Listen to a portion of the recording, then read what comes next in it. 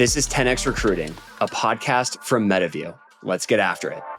What's up, everybody? Welcome back to another episode of 10x Recruiting, brought to you by MetaView. We got MetaView's CEO, Siadhal, in the building. Siadhal, what's up, man? What's up? I'm good. Look at you, you're learning. So we're going to do something a little bit different today, to where we're just going to talk about what we're seeing. And we got a couple of topics on the agenda. Sal, the first one I want to start with is hiring recruiters. And so I think there's a narrative right now that there's so many recruiters on the market, which I think is true. Yet when I'm talking to companies, it's like one of the slowest moving roles for them to hire, regardless of the stage and size. And so the things that I'm hearing from companies is like, one, there's just kind of like this delta between what the market has and what they want. And so that delta includes work ethic. It includes attention to detail. It includes analytics or some sort of focus on like metrics and data. And then it also includes just kind of like having an understanding of how to be native with AI today. Curious, like, are you seeing this as well? I got a couple takes on this, but like, are you seeing this as well? Yeah, we are. I get requests for recommendations of recruiters all the time, and I sometimes give some, of course. But it's like very common that people are struggling. We've been going through a bit of a spike on recruiting as well, and we're very happy to have landed a great recruiter of our own recently. It's really interesting. You're glomming onto like mismatch of essentially capabilities that people are finding within these recruiters on the market, which I like. Let's bat it around. I agree.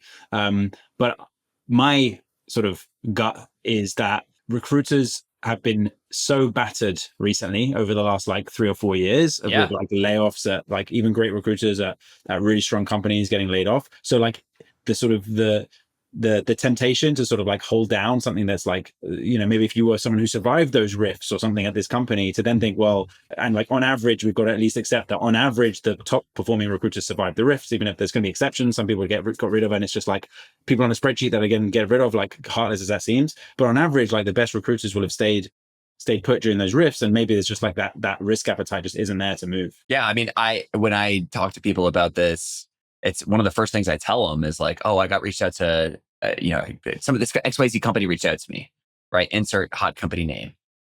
And I go, oh, like, how's the relationship building going? They're like, well, like, I'm getting to know them. Like, they're about to extend an offer. And I always tell them the same thing, which is like, man, it takes a long time to build those relationships, And you're exactly right, Siadhal. It's like, I would describe it as a low trust market to where you'll have people like you, founders on the other side being like, oh, like come work here, like things are going great, pitching like all of like the best stuff and like not getting any details like on the warts and where those concerns are. And then if you're a recruiter and you have survived, through this brutal last few years, you have like built up a ton of cred and a ton of like internal like political will inside of your company that you have to go build from zero. And that takes years to rebuild. Yeah, I think it's a super risky proposition. I don't want to like talk myself out of like hiring some recruiters here, but I get it. I get that there's like that risk on the side of things. But what were you saying about so you're saying sort of work ethic, data, AI native, what's like say more, like what attention to detail. I think attention to detail is honestly the thing that comes up the most. But why is that? What's like the now? Why is that? And why now? Like that? Why wasn't that true 5 years ago? I think the bar was lower before. Okay. What's changed? So in 2022, I guess, is when really the layoffs like started to get vicious and gruesome. And so companies were forced to do more with less. And what most companies realized was we are actually moving faster with fewer people. And so I think the thing that really changed is companies are just now willing to wait on these roles. It's, yes, they are desperate, but no, they do not want warm bodies. Yeah. Okay. And in recruiting, there was always kind of like this, like, oh, it's recruiting sort of a thing. So like we can deal with some of and it's like, no, like you're pitching the company to our future employees who are building the company. So to paraphrase, what you're saying is the push for talent density within the company as a whole is actually making it harder for recruiters to is making it harder to hire recruiters, because the responsibility, if you're responsible for talent density of the organization, it's very different to you're responsible for having us hire 5,000 people we need to hire this year. Let's get as many butts and seats as we can to help with the actual sourcing and recruiting of those people. That tracks. I can imagine That's much more articulate. That's exactly what I'm saying. And when I'm talking to these companies about it, they're all looking for the silver bullet. Like, who's the best person to hire for this? I'm like, that person has a job, right? They're killing it. And so, like, what I keep telling companies is like, I actually feel like you need to go pull somebody who has kind of the raw ingredients, but who has not done the job before. Yeah. If I relate it to some other hires that we've made recently, obviously I think everyone we hire is amazing, but I do think there is a distinction between when you're making like N of one hires. Like if you're making a small number of hires of a certain job function versus you're making lots of them, you can take more of a portfolio approach. You can take more of a, listen, I'm going to hire some spiky people. They might have big weaknesses in some areas, but as long as they have big strengths elsewhere, and I'm going to have a portfolio of these people, and overall, on average, they're all amazing, but I don't mind these weaknesses. Depending on the scale of the company, if you're making fewer recruiter hires, then you're less willing to give up maybe on something like have spiky people. You need these more rounded situations. Because I would argue that what you reeled off at the top of the show, if there needs to be this, there needs to be this, there needs to be this, there needs to be this. It's like I'll have a little bit of sympathy with people like, hey, you're looking for a unicorn here. Like at the end of the day, that you're going to have people who are like spike in certain areas. You might spend a long time looking for the person who is excellent at all of those things. Well, you're hiring in sales right now. So I don't agree with that. You're hiring AAs right now. And if I told you that, the AE didn't have high attention to detail, wasn't as articulate in live conversations, wasn't able to like pull good examples when you're you're not hiring that person. I agree with that. But if you then said they need to be good at data analysis, I'd be like, okay, fine, whatever. Then with that, if their CRM hygiene wasn't amazing, I'd be like frustrated, which is a certain type of attention to detail. But I would still be like, if they can get on the pitch and get me some W's on the board, then I would still 100% do it. That's what I mean. I think it stands to, if I take the equivalent from like that sales example and apply that to recruiting, a recruiter who's like phenomenal on the phone with getting to know candidates and being persuasive but might not be actually as AI native, like, I think there's value there. I think that's a skill that's going to survive this AI revolution. And hey, much as it's crazy for someone not to be leveraging these AI tools, and obviously different people will get to it at different points in their whatever, as different points of the future, there's still value there. I guess that's what I'm saying. The thing you're mentioning though is like wins on the board. And I think wins on the board historically for recruiting has been offers accepted. And the shift to talent density, it's no longer about offers accepted, right? Yeah, it's truly about like, are you hiring people that are impacting the business? And that becomes like the crux of the thing. Like one of the questions that people have been asking recently, which I love, which is like, who's your best hire? Just asking a recruiter like who your best hire is so illuminating. Because are they able to articulate like how they thought about the problem the business had, what the search had, like how they went through all of the strife in the search, found the person, and then also why that person was ultimately successful? Like, can they break down what the magic actually is? And that's what I think a good recruiter is versus butts and seats. And I think a lot of recruiting has been butts and seats for the last few years. Yeah. Agree. And the success we've had on the recruiter side actually tallies to that really well. When you're getting wins on the board, we actually started working with a recruiter in a freelance capacity initially, and we developed a really good relationship. We developed a lot of trust, developed calibration that's hard earned, to the point where it became like crazy not to have the person in the company and sort of like batting for us 100% of the time. So I think maybe that's also a little hack, because I think, again, when you go to these N of one hires, especially if you're the hiring manager thinking about a recruiter to work with, you're like, holy shit, I'm gonna have to invest so much time in making sure this person understands me, including the shit I'm not good at or the things I don't get, and like all these sorts of things, that like you really want to sort of get that hire right, because it's such a close partner, especially if you're scaling fast. Obviously, your number one partner in the company is your recruiter. I mean, in my case, literally, I sit beside Like of all the people in my company that I could sit beside, the person I sit beside is the recruiter, because that's what I spend so much time doing. So like it is a high stakes hire in many cases, and if you can get a few almost like work trial-esque exposure to this person, especially given so many of them might be at small agencies or working as a freelancer, that could be a thing. Yeah, I love that. All right, I want to transition to the next topic that I had. So did you see Gokul Rajaраman's post yesterday about non-regrettable attrition? I did, yes. Okay, so let me just read this for the audience. So the title of the post is non-regrettable greater than 5%. And he says, I don't care how cracked your team is. If your team is bigger than 50 people and your annual non-regrettable attrition is less than 5%, you're not doing a good job of increasing talent density. This applies to every sub-team that's greater than 50 people, including engineering. For context, a very large, spectacularly performing public tech company has 10+% non-regrettable attrition in their eng team, which is widely regarded as one of the best teams on the planet. TLDR, you need to raise the bar every year by weeding out the bottom 5%, period. What do you think about that? I think that is a good sign. I think I definitely like hang out with founders sometimes who sort of fetishize the idea of like stuff. So it's not new. I would say it's not new, basically. And I think I feel like it's like a Jack Welch sort of thing from back in the day where they would literally fire to a quota, many sort of high performing like non-tech businesses. So yeah, not new. I think it probably is a good sign. I don't think you should take it as a negative sign if you're essentially firing people in your company, other than that it's unpleasant to do and to have happen to you. But yeah, I think I broadly agree.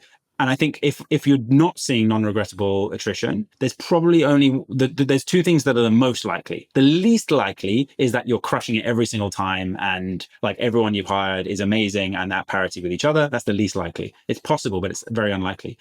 The most likely is you lack the fortitude to part ways with the folks who aren't good enough. And then the second most likely is maybe the whole team is not actually that good, and therefore it's sort of not a problem. Or maybe actually, if I'm going to add one more, actually, the third most likely is maybe you're not hiring aggressively enough. Like you are being so diligent about every single hire to the point where you have like hella false negatives, where you're essentially rejecting people who could have been a fit because you're so scared about making a bad hire that actually you never sort of bring them to the company. And you'll have known from your DoorDash days. I think Tony talked about he thinks he has like a 70% hit rate on the hires that he makes, right? So, really you should be having like a 30% attrition rate then. So I think there's also an option maybe that you're just hiring too slowly, because you're being so focused on getting every single one right, which you're never going to do anyway. So, let's release the brakes a little bit and accept some of some of the negative consequences. So it seemed obvious to me too, but then I spent some time with a very well-known talent later this weekend, and then another today, and I got essentially like two widely different views, both public companies. So the one I talked to today said that they're on track for like 16% non-regrettable attrition in the company, and that was like on the base, like on all, and she's like, yeah, on the entire employee base. That's huge. And then I thought like, holy shit, like people got to be in fear for their lives at a place like that. Like that is like, so these are public companies. So not like growing. It's not like they're not like doubling year on year in terms of headcount or anything crazy like that. well, but but this is where like backfills, like it's hard to, when you're firing that many people, backfills is such a big portion of hiring. And so like, that was kind of the joke we made, was like, well, like the recruiting team is probably like the safest team as you guys go through this phase, because like you're going to keep hiring.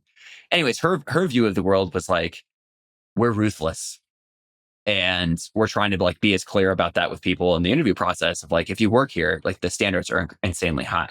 Other recruiting leader over the weekend who I was with said the exact opposite, which is the HR team essentially puts so much friction into the machine when somebody wants to fire somebody that you can't get them out without like perfect documentation over the course of like 6 months.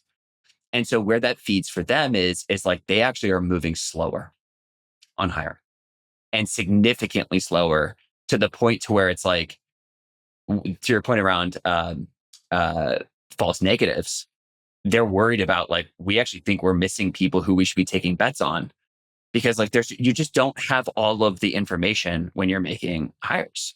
So I actually think this is something that companies need to spend more time on. Like I don't ever agree with like setting a target and saying this is what the target should be. But I do agree with saying like, well, that seems low or that seems like really high, like holy shit. And at least having it be a barometer check for what's happening inside the company and essentially like a little bit of a gauge on are we moving too fast or too slow in our hiring process. Yeah. It is a muscle like people need, like to be able to identify what is and isn't sort of essentially slowing the team down, or taking up like essentially consuming opportunity cost, because it could be someone else doing that thing. Funny enough, actually, you think the same thing applies when people review companies where, let's take MetaView as an example. Our metrics are pretty good. But actually, some people would look at some of those metrics and say, well, they're a little bit too good. Like, shouldn't more customers be churning? Because you're probably not getting out in front of enough customers who are like maybe a fit. And some of them indeed would be a good fit. And so actually the net sort of present value of your company would be higher if you were more aggressive and had higher churn. And so like, it's sort of, you could argue it's sort of the same with hiring, right? You should get more aggressive with this stuff, give people a shot. But accept that, of course, the attrition isn't to be feared, as long as, again, it was what I really liked about what you said about the first buddy of yours over the weekend that you spoke with. It's really clear during the interview process. We had the same thing on this pod earlier where it was made really clear to the candidates, like, this is how it's going to work, and like it's your choice. So I think as long as that sort of like social contract almost is there, then I think it obviously benefits the people who could do great things but otherwise might not get the shot. It's hard to fire people. Like that's the thing. It's like it is hard to fire people unless you institutionalize it. Yeah. The only thing I'd say in the like, why are HR acting like this? Probably because they're being overly conservative against some type of like legal issues or something Of like course. this. Yeah, exactly.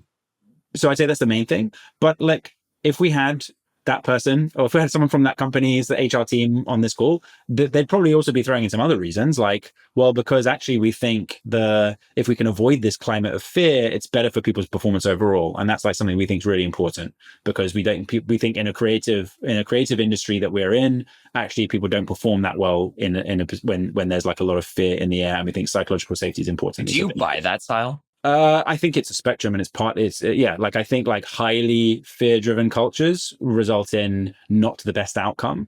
And I think there's also such thing as like a culture market fit as well. I think in maybe certain industries where you attract a certain culture, a certain type of person will do the best work of their lives in a certain industry, will be a different person who does the best work of their life in another industry, and then the cultures adapt accordingly. So I think I'm very anti any sort of like categorics, like, no, that is not true at all. I think you get some of these things gets pushed to absurdity, which is an example of like never firing anyone. Like you've lost track of it here. Like you're not actually thinking about what the job of the HR team is to do. And you've sort of like obsessed over this thing of like not letting this one bad thing happen, and you're forgetting about all the other bad things. Obviously that's like negative, and you get too many, frankly, like people who aren't thoughtful in the company, you end up with these silly situations, which I'm sure what you described, I'm sure what your friend is experiencing is like suboptimal. But I don't think it means, I still think there's other places on the spectrum where some of that is of some value. I think that's a good take. I mean, I will tell you from experience, it's almost always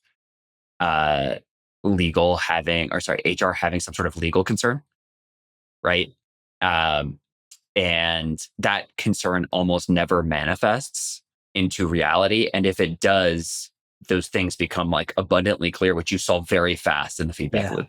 It's so funny because obviously like everyone's been getting so up to speed on all the different biases out there that like legitimately exist.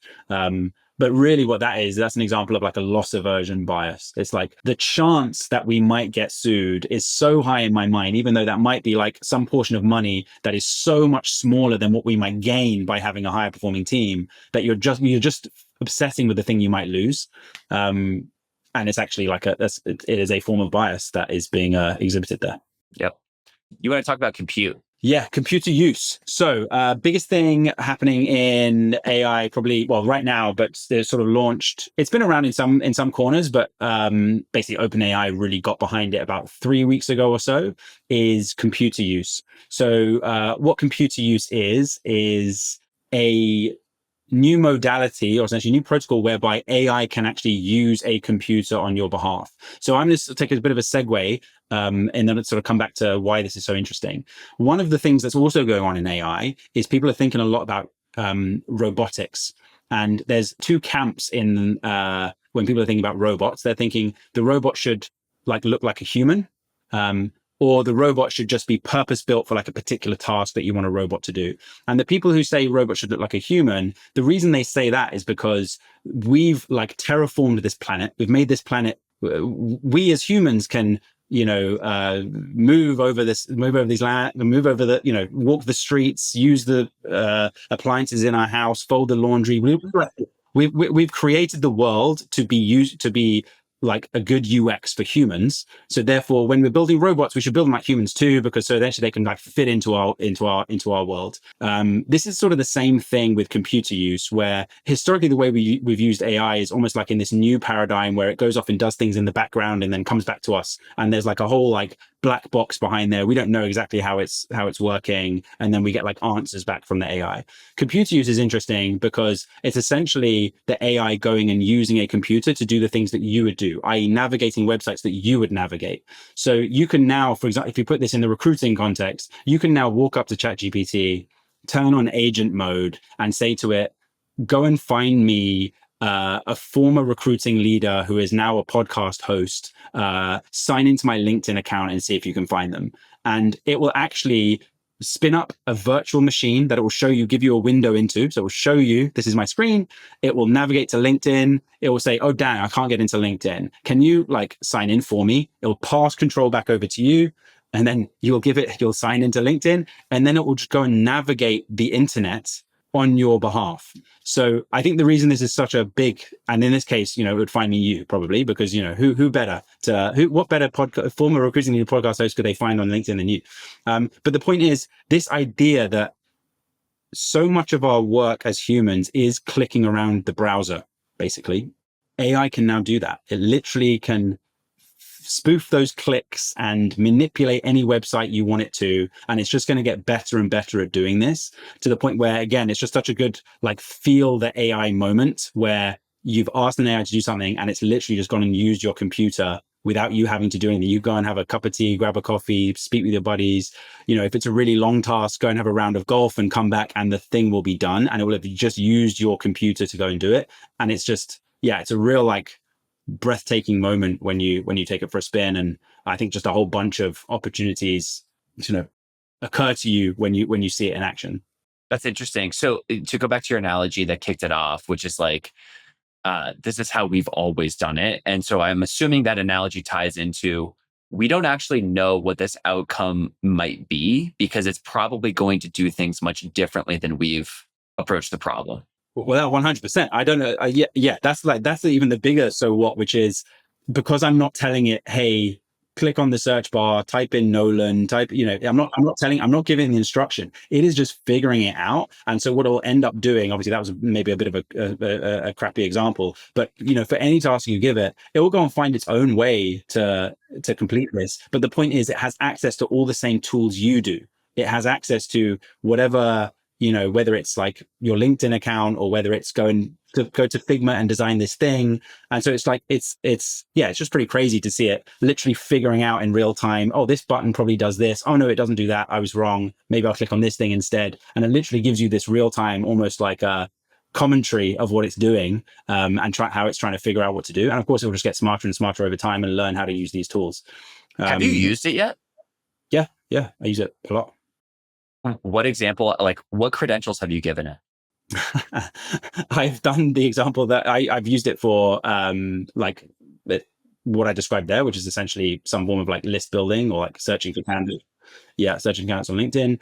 I've used it for essentially reports writing, where if you want it to take rather than just basically survey your knowledge and then pump out a generation in response to my prompts. If you put on this agent mode, it will literally go through and almost create a plan of how it's going to get this information and then go off into the internet onto the internet and find these things. A lot of them don't require credentials. Of course, I gave an example of LinkedIn just because it's so relevant to this audience to think, okay, what would what would I do differently if my team or myself didn't need to be the one scrolling through LinkedIn all the time? But of course, a lot of the internet is not behind a sign in. So yeah, report writing has been a prominent one. Yeah, there's a ton. And then with the sourcing example, how was your output? Not great yet. So and the other thing about it is it takes time. Literally, you can watch it. It's sort of probably going at like 2x the speed of a human would when doing this task. So you can think about it in two ways. You can think, well, that's incredibly slow. Like I just want to get I want to say that I'm looking for this person and I want a list returned to me right away. Or you can look at it, well, that's twice as fast as a human. So if I was going to ask, if I wasn't the one that was going to do this task, if I was going to ask someone else to do this task, then actually it's twice as fast as they would have done it. And also it cost me $20 a month as opposed to, $20 every 10 minutes. Yep. So it's sort of slow, but as a consumer of the product, if you're just sitting there, it's quite slow. So again, this is not like hey, everyone drop what you're doing. There's like a, productivity hack in town. It's not going to, there are ways that you can use it to do really useful stuff. But I think the main thing I'm encouraging is go and have a play and just think about what this might become in future. Because you're no longer, if this plays out the way it's going to, which is essentially AI intelligence using the internet, AI intelligent entities using the internet just the way human intelligent entities use the internet. And you're going to have like lots of people browsing the internet all the time. Some of them will be humans, some of them will be artificial intelligence. Like that's going to change your work. Sometimes you're just going to ask the AI to do some of these tasks. And so it's just like it's like a thought provoker, I think. Yeah. One of the pieces of feedback you gave me when I was asking for help on my operator usage, and I was complaining about how long it was taking, I was like, go do something else. Like let it run in the background and go do something else. And that has been such an unlock for me, but also challenging. So like I'm older school and I like to focus on one problem at a time because that's like focusing, I think, is where I get the majority of my work done. And I am finding that with these new tools, the ability to context switch is important, or at least the ability to be able to like write down all of the things that you need to do to where like if you assign something to AI, not everything is sequential, right? So like you could potentially go to the next thing on the list if you're not dependent on the AI. And I've had to think about breaking down these problems more because like before you're just kind of like, well, I do this. And then once I do that, I come to this thing, which has been a very interesting and unique unlock for me. Yeah. Yeah. And I think that these AI experiences are baking some of that in. And obviously this is new. So we're going to figure out over months/years, but essentially you can think of this as like a cost, both an LLM cost, literally to go and do one of these tasks where the AI agent goes and navigates. That's a costly thing. Like you're doing a lot of LLM calls, that they are doing a lot of LLM calls to make that happen. And at the same time, it's costly because it's taking time. And so like you're not making the progress you want to in the meantime, if you're not working on other things. And so it's expensive. And so the new sort of UX paradigm is increasingly, just as it is with a human, frankly, okay, you've asked me to do this thing, but the AI, before it does anything, will have like almost a repertoire of clarifying questions it will ask you. So increasingly almost like train you to give good prompts so that we do know that when I go off and do this work, it's actually going to be useful because it's going to take me time. It's going to cost me money. And that's exactly the way you work with a human, right? You wouldn't just sort of give a coworker like a one-line instruction unless you're like really in tune with this person. You would probably have like a half an hour meeting to like really go through, this is what we're talking about, this is how we do it. Now, hopefully we'd have to do that. But even if we did, if it's something that then can get done while everyone else is sleeping, then it will be worth it. So I think, yeah, we just, as has been a recurring theme for a lot of our chats, thinking of this like as intelligence, which our best proxy for that is how humans work, is a very good go-to way to think about it. Yeah. All right. Last topic, Sahil, is I want to share something that you and I both heard that we haven't talked about publicly, which is an AI use case that blew my mind. And so I will not use this person's name nor the company, but I will tell the use case. And so essentially what they do, and by the way, this is something I think if you are in recruiting, you should do this right now, like tomorrow. Like this is going to blow the socks off of your management team. So what this person did is they created a custom GPT, which again, don't let your eyes gloss over yet. That's easy, right? It's like takes 5 seconds to do. And what they uploaded in the back end of this custom GPT was all of the information about the product and the company. That And so they these, work, the speaker that they work for. correct. Yes, exactly. Then what they did is they uploaded the org chart. Then they updated as part of the org chart what each person works on and what each team does. So kind of like a team mandate sort of a thing. And with every interview that they have on candidates, they use MetaView. And then they take the raw transcript. So think about like 6 hours worth of conversations.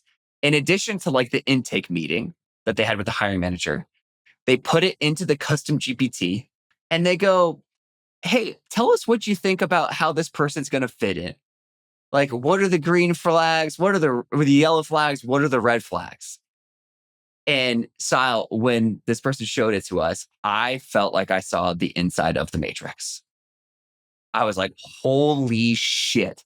This is actually the first use case that people are not doing that I felt like, oh my God, like I better start doing this tomorrow. Otherwise, I'm going to become antiquated.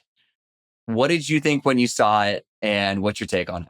I wasn't as blown away as you. As you know, we've talked about it a bunch since then. But the reason that was impressive was because it was really interesting proprietary context that this person was giving the AI, which meant that the AI's generations could be far better. So if you compare that to what most people are, I don't think most people, but sometimes what people do is they ask the AI a question like, hey, you know, the candidate said this, is this candidate a good candidate? It's like, yes, it will give you an answer, but like you are not doing what I would call good context engineering. Your responsibility here is to engineer the context such that the LLM can plausibly give you a really good answer. And so what this was an example of was that it was like really good or really thoughtful context engineering, because now the LLM can actually have a chance of giving you good outputs. I think I would just give the same caveat as with all of these things, which is still like that output needs to be seen as like one of the dots. And I think it can be a really good, i.e. like there's other people that have different opinions, and these LLMs aren't sort of foolproof when it comes to like, despite giving all this context, it doesn't mean they're definitely going to come up with the right answer and the right suggestions. But what it can definitely do is get you thinking, for you said about green flags and red flags, and in this very sort of more like, hey, I'm just floating this for you as something for you to explore. It makes a ton of sense. The ones that I've seen that are like slightly different but similar to this are more around, if people upload their rubric or really make a really detailed rubric about what they're looking for in a certain role or a certain hire, or even if they sort of bring in two candidates at the same time and talk about like what are the relative to these, because the LLMs are good at comparing. Essentially, the less good at sort of like just straight up rating. But if you give it things to compare, it can actually like obviously do really smart things of drawing parallels between things. So I've seen that rubric and candidate comparison works pretty well. What is it about why the org chart? Why is the org chart so valuable in that? Oh my God. I mean, I think piece one is when you think about it, it just makes so much sense. Like, what does the org look like? What do these people do here? Right. And what's the mandate of the team? That's just kind of the foundational layer. What I started projecting was they're going to put performance feedback in here pretty soon. Yeah, for sure. Right. And then it gets, that's what I mean when I saw the inside of the matrix was like, okay, I haven't seen anybody do that yet. That is 100% where the puck is going. For sure. And so if I was still operating inside of Carta or DoorDash, this would be on the agenda for yesterday. Like, I'm going to have like my two best people going and testing this thing in a very small way. So take like one org, right? Take engineering or take sales. We're going to upload all the performance feedback into the custom GPT. And then we're going to take every interview that we record with MetaView and just drop in the entire transcript and just see what this thing starts coming up with. Yeah. Yeah. So I see what you're saying now. When you say you've seen the inside of the matrix, you mean the sort of the importance of providing context, sort of the penny dropped, like, okay, so this is what we mean, because it can actually sort of like ground its observations in data that matters to your company. So this context thing I got in like a a friendly spat with one of my homies on LinkedIn who was basically calling me a mid context engineer. And and he was right. Like, to be fair, like, he was right. But if we're being honest, like, context and prompt engineering takes fucking time, dude. Like, a lot of time. And then my friend was like, well, you can just ask the AI to do it for you. And I'm like, okay, yeah, I get it. But like, really, the context that matters is what's bespoke to the thing. So the company, the role, the hiring manager, that's when it gets magical. And so if you're able to rely on data we already have versus creating that data from zero, that's the thing, because it's just a copy and paste for whoever the HR or recruiting person is to go drop it in and start running these experiments versus having to come up with these very long prompts. Like, if someone told me to describe you, I'd be like, oh, like, amazing CEO, like has red hair, like sometimes it's funny. Like, it'd take me a while. It'd take me like weeks to come up with actually how I think about you versus let's actually make these performance reviews worth something, right? Versus like this, like, we all do the performance review. We think about it for like a week. We get our comp and we never think about it again. Yeah. I would say also what you're describing is unstructured data. Because like you could explain to someone what I look like, or you could show them a picture. Yeah. And then they just totally get it. And like the AI gets that now as well. And it's sort of the same thing where you're saying, well, actually, all of the transcripts are unstructured data. Actually, our performance reviews are unstructured data. Previously, it didn't even occur to me to do a sort of a mapping between these things, because that would literally be, need a team of 1,000 people, like a big study to work this out. Whereas now, literally, I can get some interesting insights just by spending 15 minutes giving an LLM some of these files, and it intuits what these things are. I don't even always have to tell it that this is an interview. It'll work it out. Hey, this looks like an interview. Okay, this person's got the same name as this person. This is probably the same. Like, it will literally work that stuff out. And so it's just the cost because you can now use unstructured data without having to spend all the time structuring it. The AI does it for you. You're just opening up a whole new, it's a whole new ball game. Exactly. And so this is the last point I want to leave people with, which is, so I keep, like, my deep, dark anxiety is I am going to become antiquated because of AI. And I know I'm not the only person to have this thought, but like probably like one of the few in recruiting who's saying it as publicly as I am. And so I think what I started to implement was I carve out time now on Friday afternoon. It's like it's like the only time I really have outside of like other transactional things that have to get done throughout the course of my week, to spend time following my curiosity and just experimenting with these things. So if you remember, Google had 20% time, and that's where Gmail was famously created. I think recruiters need to institute 10% time. And it's just 10%, just get in there and start toying with these things and, call your homies up, like share ideas. Like, this isn't like go lock yourself in the, in the Apple lab where you have to like check your phone in and like your parents and wife don't know where you are. This is like, tell people what you're doing to stimulate new ideas so you can follow that curiosity. That's the way that we're not going to become antiquated, because I said this on LinkedIn this week. AI is not going to replace us.